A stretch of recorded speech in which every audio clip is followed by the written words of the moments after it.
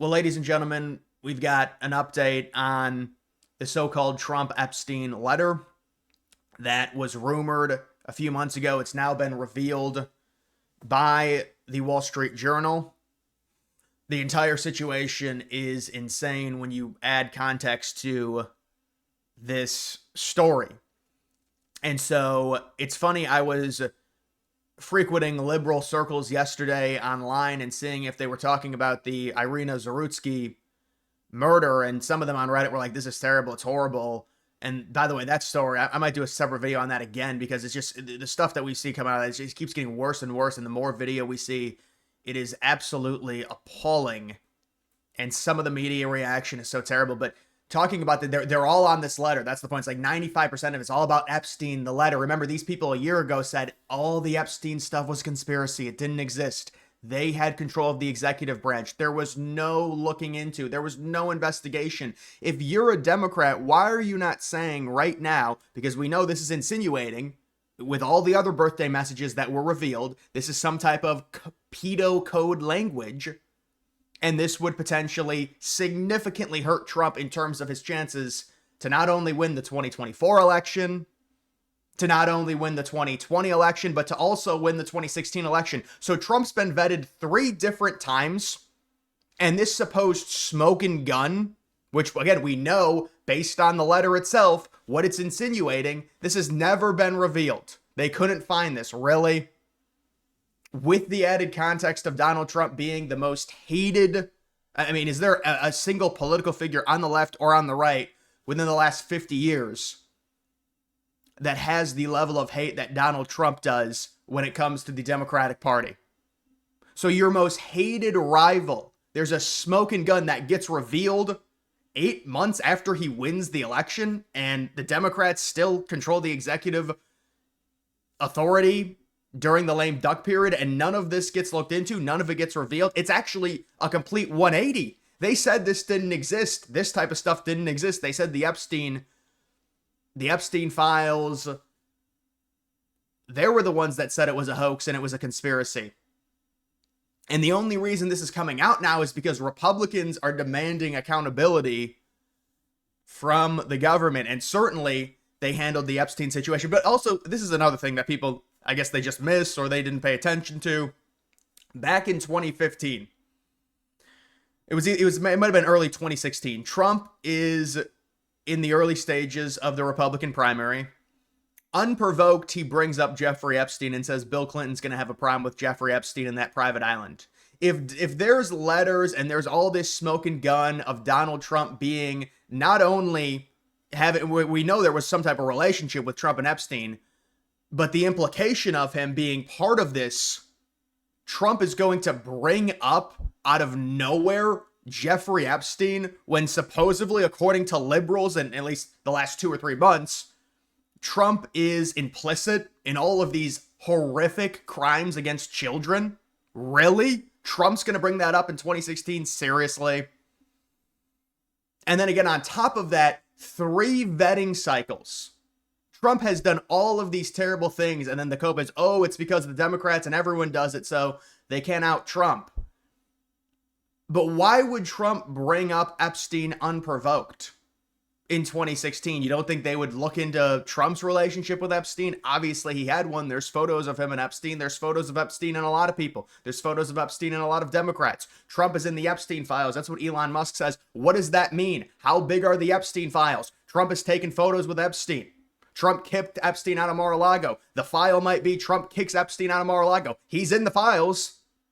Like you see how the manipulation happens there. I don't understand how through 3 different vetting cycles, none of this was revealed, none of this was leaked, and now it's being leaked and revealed during Trump's administration, during Trump's time as president. Why would this not be brought up 9, 10, 11 months ago? Why would this not be their October surprise? Why were they the ones saying the Epstein files were a hoax? Now they care so much about it. And this is their narrative. And it really does remind me of the Russia stuff. It just, look, we'll see what happens with all of this. The administration has handled it terribly, and this is part of the reason why. I mean, honestly, if you are Trump and you come in, like, wouldn't it just be so easy? Let's just say, and let's just, in a hypothetical scenario, Trump knew there was some dirt on him, some significant dirt. Wouldn't it just be easy for Trump to say, all right, when we get in, during Trump's president-elect period, telling all of his people, when we get in, we're just going to say the Democrats destroyed all the evidence. There's nothing we can do. Why would we string people along and create this horrible situation for our administration and say, we've got the files, Pam Bondi, we've got the files on the desk? None of this makes any sense to me. If Trump were actually guilty, wouldn't he have, a better story in terms of, I mean, when you get in, Trump has the narrative going in his second term. He's got the narrative on the Epstein stuff because the liberals didn't want to talk about it. You think if there's all this horrible stuff on Trump being guilty, why would liberals not bring that to the forefront? And I guess they say, well, it's because Bill Clinton and all these other people are guilty too, so they didn't want that. But really? The guy that you call Hitler, by the way, literally, not like, oh, I'm over exaggerating. No, they literally think he's Hitler. In the context of, oh, a terrible person who caused as many deaths. That's what they equate him to in terms of how supposedly evil he is. And again, it's not it's not an exaggeration. That is legitimately what they think. And so you've got like how does this get revealed this late in the process if this is real and we know what this is insinuating? It just doesn't make any sense. And again, the added context of Trump kicking Epstein out of Mar-a-Lago before Epstein was charged with anything.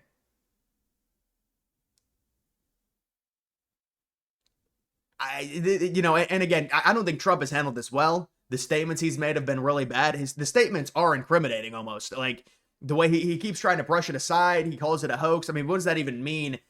And I know the administration now is saying, well, what it means is, the Democrats obviously have manipulated the situation in the idea that they now care about the victims after for so long saying it was fake and because it was Bill Clinton that was being talked about and they didn't want it to really come to light.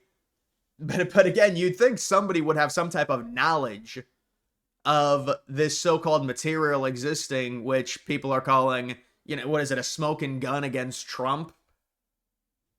So 3 election cycles, Trump got away with this, and especially in 2024, when it was obvious for over a year that he was going to be the Republican nominee, you couldn't conjure anything up, really?